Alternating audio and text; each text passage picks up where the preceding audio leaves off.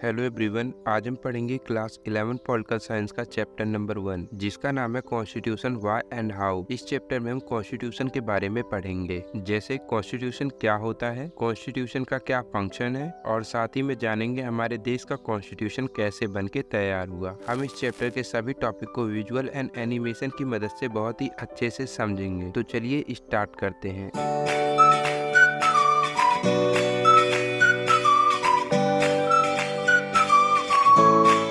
सबसे पहले हम समझते हैं कॉन्स्टिट्यूशन क्या होता है। What is constitution? तो देखो, constitution is like a rule book for a country. It Lay's out the basic law and principal that the government and people must follow. इसका मतलब कॉन्स्टिट्यूशन एक रूल बुक है जिसमें series of rule and regulation लिखे होते हैं जिसे government and peoples follow करते हैं, एंड इसी रूल एंड रेगुलेशन वाली बुक को हम कॉन्स्टिट्यूशन कहते हैं। अब समझते हैं हम सभी को कॉन्स्टिट्यूशन की जरूरत क्यों है। Why do we need a constitution? कुछ बेसिक नीड्स है जिन्हें इंश्योर करने के लिए हमें कॉन्स्टिट्यूशन की जरूरत होती है। सो कॉन्स्टिट्यूशन का फर्स्ट वर्क है पीपल्स के फंडामेंटल राइट को इंश्योर करना। सेकंड, गवर्नमेंट के स्ट्रक्चर एंड पावर को डिफाइन करना। Third, ensuring rule of law. Fourth, promoting stability and order. And fifth work है माइनॉरिटीज के राइट को प्रोटेक्ट करना। अब हम समझते हैं what are the functions of constitution, यानी कॉन्स्टिट्यूशन का क्या क्या कार्य होता है। सो कॉन्स्टिट्यूशन का फर्स्ट फंक्शन होता है to provide a set of basic rules, जिससे सोसाइटी में मेंबर्स के बीच अच्छा कोऑर्डिनेशन रहे और किसी के साथ किसी प्रकार का कोई डिस्क्रिमिनेशन ना हो on the basis of by birth, gender,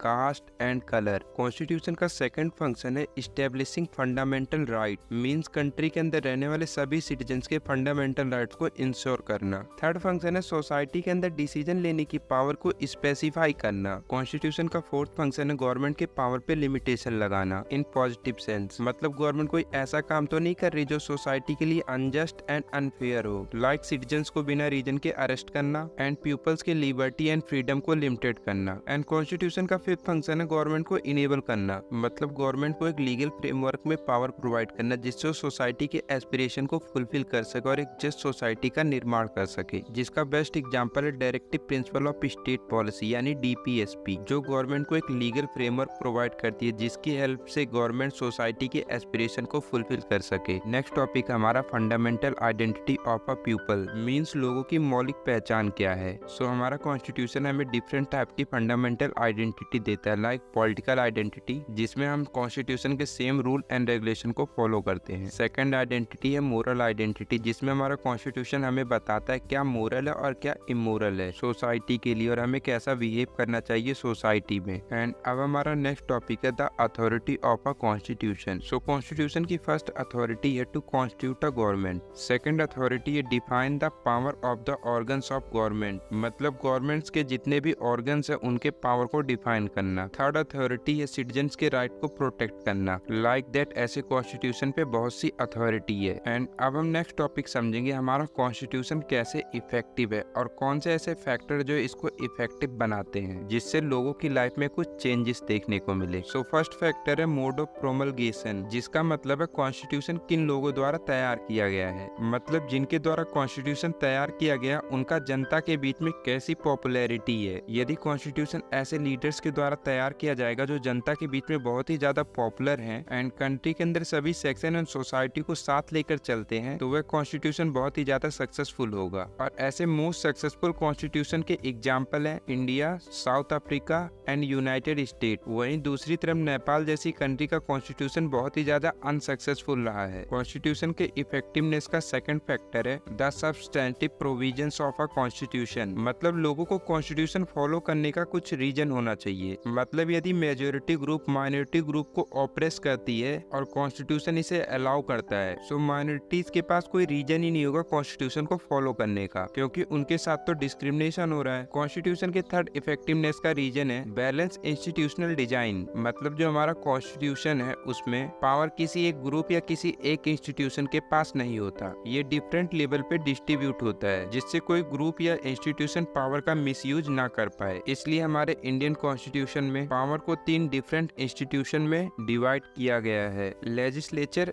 executive and judiciary, जिससे कोई सिंगल इंस्टीट्यूशन पावर पे मोनोपोली ना कर पाए और साथ ही में इनके पावर का चेक एंड बैलेंस बना रहे। कॉन्स्टिट्यूशन के इफेक्टिवनेस होने का 4th रीजन है कॉन्स्टिट्यूशन की रिजिडिटी एंड फ्लेक्सिबिलिटी। इसका मतलब है कॉन्स्टिट्यूशन ऐसा होना चाहिए जिसमें समय के साथ बदलाव किया जा सके और साथ ही में रिजिड भी, जिसमें बहुत जल्दी बदलाव ना किया जा सके, लाइक इंडियन कॉन्स्टिट्यूशन जो कि बहुत ही ज्यादा फ्लेक्सिबल एंड बहुत ही ज्यादा रिजिड है और इसी रीजन के कारण हम इसे लिविंग डॉक्यूमेंट भी कहते हैं। अब हमारा नेक्स्ट टॉपिक है how was the Indian constitution made, means India का कॉन्स्टिट्यूशन कैसे बन के तैयार हुआ। सो हमारे देश के कॉन्स्टिट्यूशन को बनाने के लिए एक कॉन्स्टिट्यूएंट असेंबली बनाई गई थी। इस असेंबली के मेंबर को इनडायरेक्ट इलेक्शन से प्रोविंशियल लेजिस्लेटिव असेंबली के द्वारा चुना गया था, जिनकी कुल संख्या 385 थी, जिसमें से 292 मेंबर प्रोविंसेस से आते थे, मतलब ऐसे स्टेट जिसमें ब्रिटिश का डायरेक्ट रूल था, एंड 93 मेंबर्स थे प्रिंसली स्टेट्स के। इन सभी मेंबर्स को प्रोपोर्शनल रिप्रेजेंटेशन के अकॉर्डिंग सिलेक्ट किया गया था, जिसका रेशियो था 1:10 लाख, यानी 10 लाख की पॉपुलेशन पे एक रिप्रेजेंटेटिव। एंड प्रोविंसेस के सीट्स को 3 मेन कम्युनिटीज में डिवाइड कर रखा था, जिसमें मुस्लिम्स, सिख्स एंड जनरल को उनके पॉपुलेशन के हिसाब से सीट दी गई थी। इन प्रोविंशियल लेजिस्लेटिव असेंबली के मेंबर को सिंगल ट्रांसफरेबल वोट के मेथड का इस्तेमाल करके सिलेक्ट किया गया था। एंड अब हम नेक्स्ट टॉपिक समझते हैं composition of the constituent assembly. 3 जून 1947 को जब मोहम्मद अली जिन्ना मुस्लिम्स के लिए एक सेपरेट कंट्री पाकिस्तान की मांग करते हैं, जिसके कारण कॉन्स्टिट्यूएंट असेंबली के मेंबर रिड्यूस होकर 299 बचते हैं, जिसके बाद ये 299 मेंबर मोर देन 60 कंट्रीज के कॉन्स्टिट्यूशन को स्टडी करते हैं और 2 साल 11 महीने 18 दिन की कड़ी मेहनत के बाद हमारे देश के कॉन्स्टिट्यूशन को बना के तैयार करते हैं। और इस कॉन्स्टिट्यूशन को बनाने की टोटल कॉस्ट 64 लाख रुपीज आती है, जिसे हम 26 नवंबर 1949 को अडॉप्ट करते हैं, जिसे एक्चुअल में कॉन्स्टिट्यूएंट असेंबली के मेंबर अपने सिग्नेचर के साथ 24 जनवरी 1950 में प्रेजेंट करते हैं। इसके बाद हमारा कॉन्स्टिट्यूशन 26 जनवरी 1950 में फोर्स में आता है। आइए अब हम देखते हैं हमारे देश ने दूसरे कंट्री के कॉन्स्टिट्यूशन से कौन कौन सी चीजें अडॉप्ट किए हैं। सो फर्स्ट आता है हमारा ब्रिटिश कॉन्स्टिट्यूशन, जिससे हमने FPTP voting system, parliamentary form of government, the idea of the rule of law, institution of the speaker and her his role and law making procedure को adopt किया है। Second है Irish constitution, जिससे हमने directive principle of state policy को adopt किया है। Third है फ्रेंच कॉन्स्टिट्यूशन, जिससे हमने principle of liberty, equality and fraternity को अडॉप्ट किया है। फोर्थ है कैनेडियन कॉन्स्टिट्यूशन, जिससे हमने quasi federal form of government and the idea of residual power को अडॉप्ट किया है। फिफ्थ है यूनाइटेड स्टेट कॉन्स्टिट्यूशन, जिससे हमने charter of fundamental right and power of judicial review and independence of judiciary को adopt किया है। और इसी के साथ दोस्तों ये चैप्टर हमारा हो जाता है कंप्लीट। यदि ये वीडियो आप सभी को अच्छी लगी तो वीडियो को लाइक कर दे और अपने दोस्तों के साथ शेयर करना ना भूले। यदि चैनल पर पहली बार विजिट किए तो चैनल को भी सब्सक्राइब कर लें ऐसे चैप्टर की एनिमेटेड वीडियो देखने के लिए। Bye bye, take care.